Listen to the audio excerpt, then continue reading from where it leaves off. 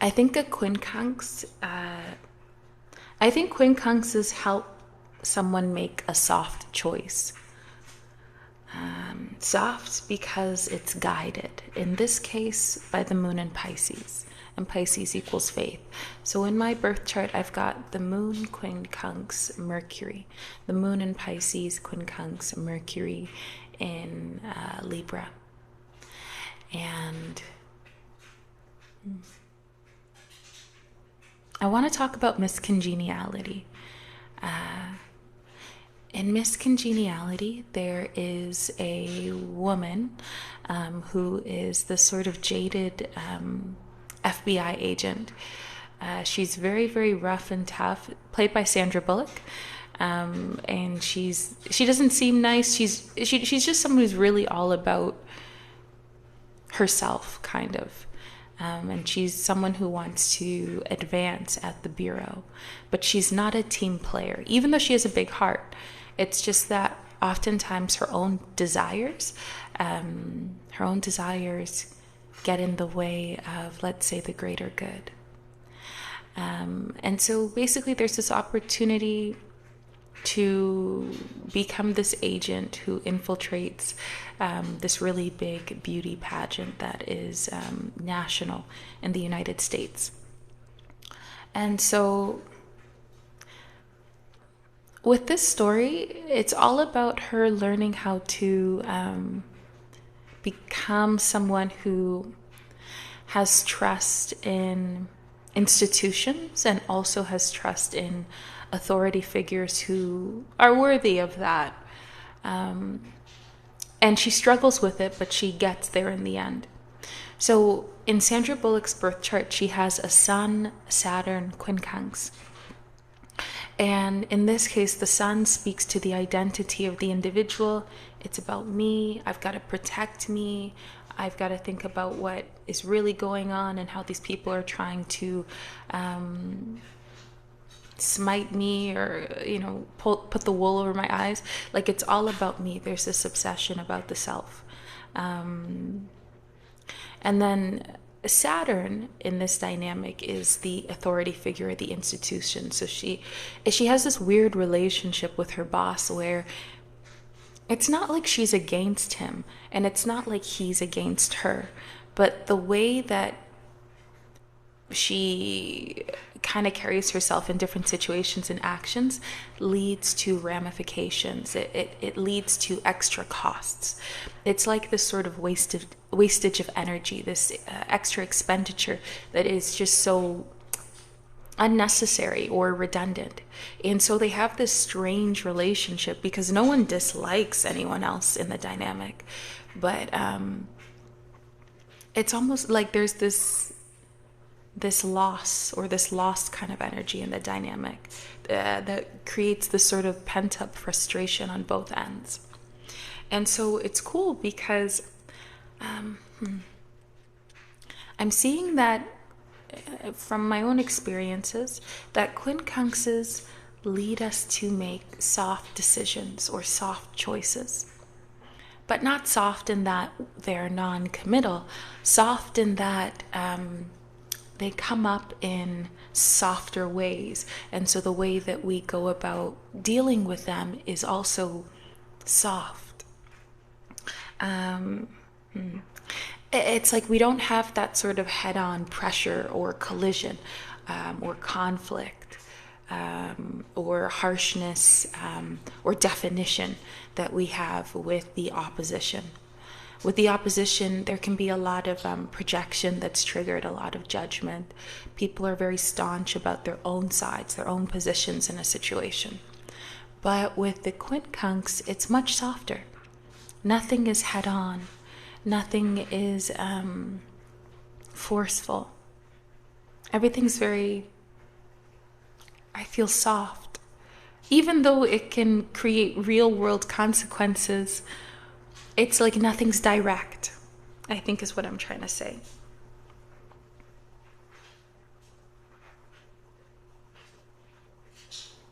And I never understood, there's this astrologer, she's called Heather, and she would speak about quincunxes as an aspect where a person has to choose one or the other, one point or the other. So let's say Sun, Saturn, Quincunx, like Sandra Bullock has in her birth chart and I have in my birth chart. She would say, okay, well, you've got to choose the Sun or you've got to choose Saturn. You can't come to a compromise between the two. And I didn't really get that. But now that I'm feeling more into this energy and reflecting on experiences, I get it now. Yeah. So even for this character that I was speaking about with Miss Congeniality, either she can continue to have this chip on her shoulder and kind of focus on me, and how things are unfair or how things need to change, and it's all about what I think I know. She can stay there, or she can choose to enter into a space of working as a team with others, being a team player to, I guess, to uphold truth, value, justice. And the note that I made is that she feels that she needs to be a lone wolf. But then she makes a decision to make an attitude adjustment internally. And that's another thing about quincunxes, is that it feels like this soft energy, part of what makes it soft is that it's taking place internally inside, and that it's internally motivated, internally guided. It's a personal experience that maybe shifts the attitude, and then all of a sudden the person is operating, I guess, from the other point in that dynamic, in that quincunx dynamic. So that's what she did. She did an attitude shift. All of a sudden she's working more in the Saturn space, Saturn in Pisces in Sandra Bullock's case. And it's also interesting because in the movie, the institutions have to do with kind of illusions. So for instance, the FBI agents, one of the first scenes, I think it's the first scene we see, is that they're working undercover to take down this mob boss, and they're pretending that they're this, and everyone has all these different acts, different roles to play. And she's the person who steps out of character, and that's when things kind of go haywire. But also, and so that's where we see the dynamic with her boss, who's the person who's orchestrating this plan.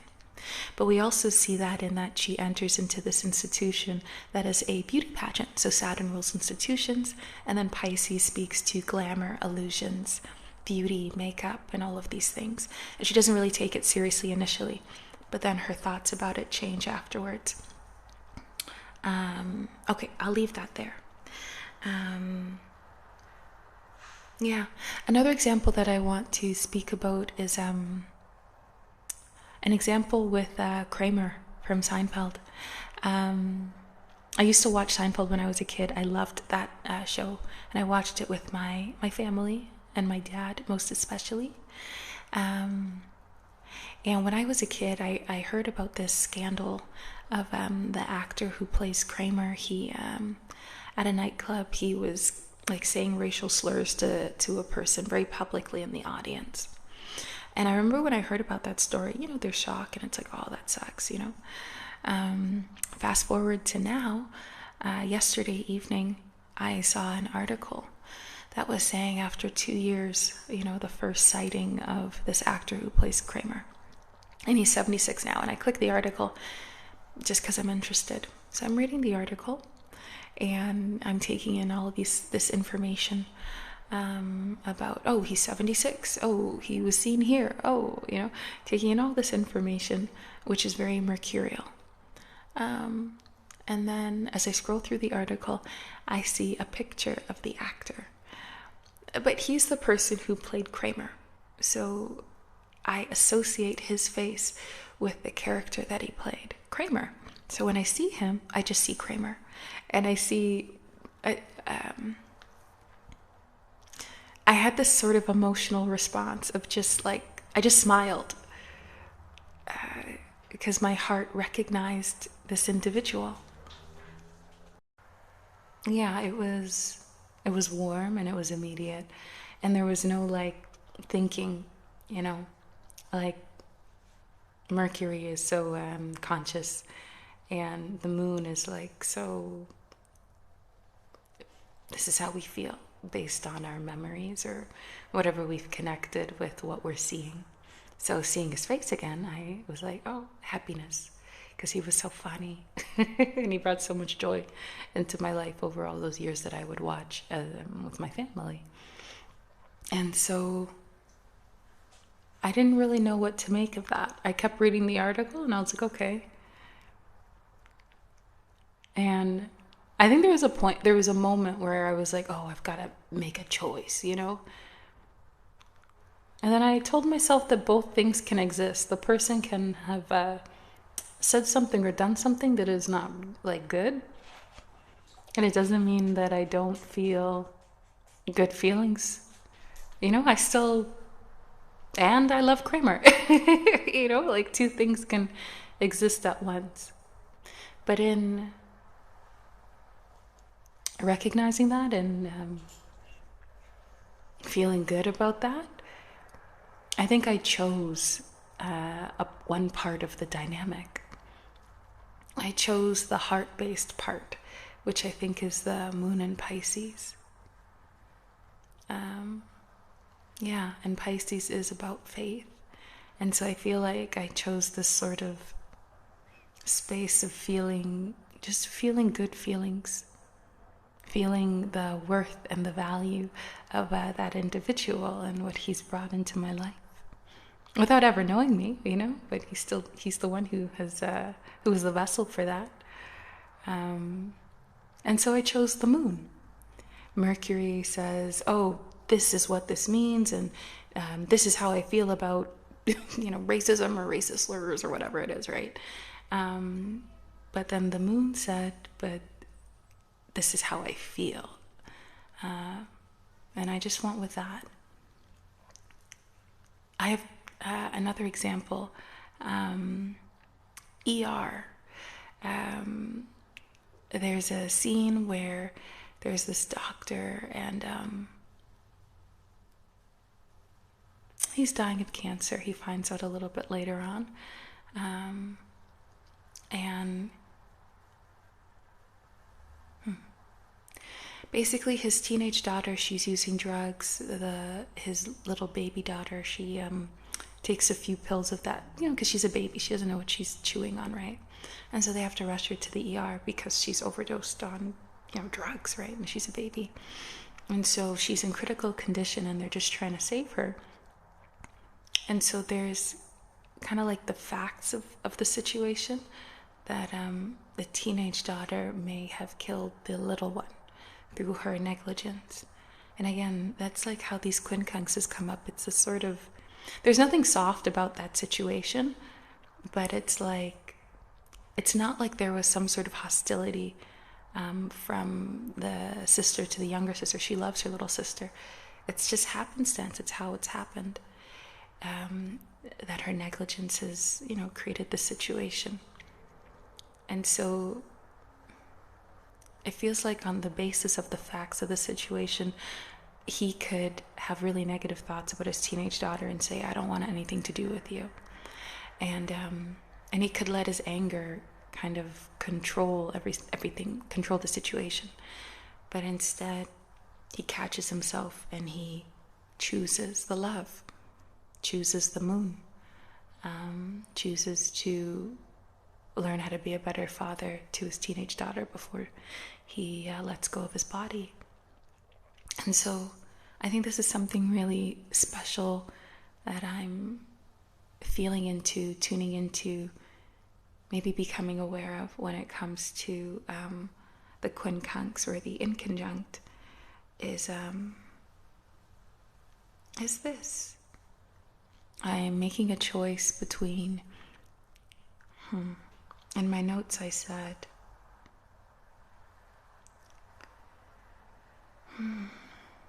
it's like two ways, avenues, or parts of me have come to their own decision.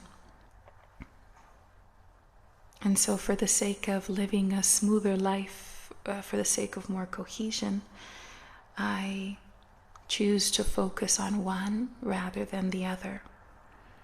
I choose which I will follow and integrate between the two choices or options. And I asked myself, how do I make that choice? How do I come to that decision with that story about Kramer? I think a way that we can come to that decision is asking ourselves, what do we care more about? Like, I'm in a space in my life where I think I make more decisions from that sort of heart emotion space. It's not so much about the facts of a situation, or I just care about the feelings involved, and I always want them to be good feelings, generally speaking. And so that's how I made my choice.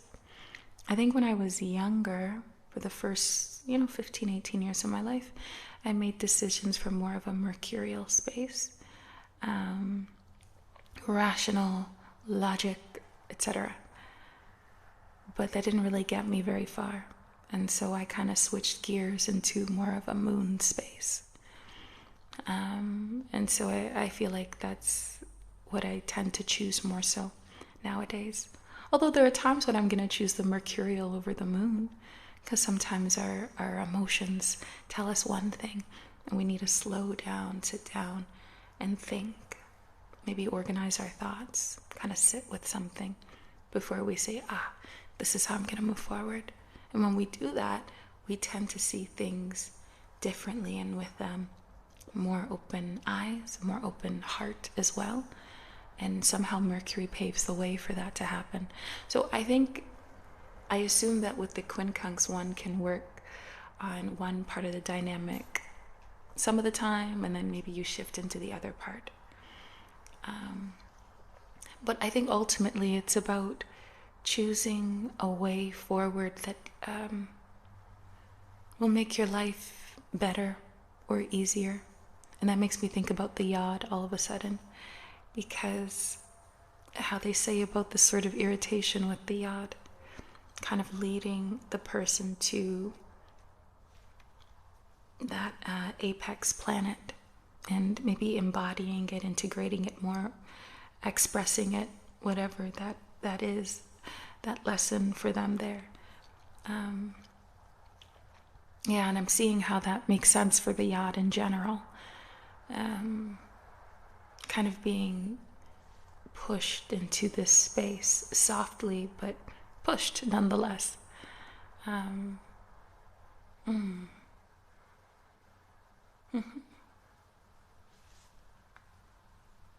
I wrote a note here saying it's like you've got to choose what will make your life feel easier, what will make it feel more cohesive or worth living. And I think that's how we make the choice on which of those parts we'll choose to integrate. I think in this way, quincunxes help us digest something that's come up to be integrated.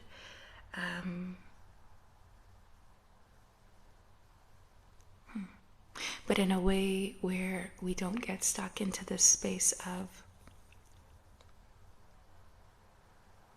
like harshness or seeing something with definite lines. Yeah. Thank you.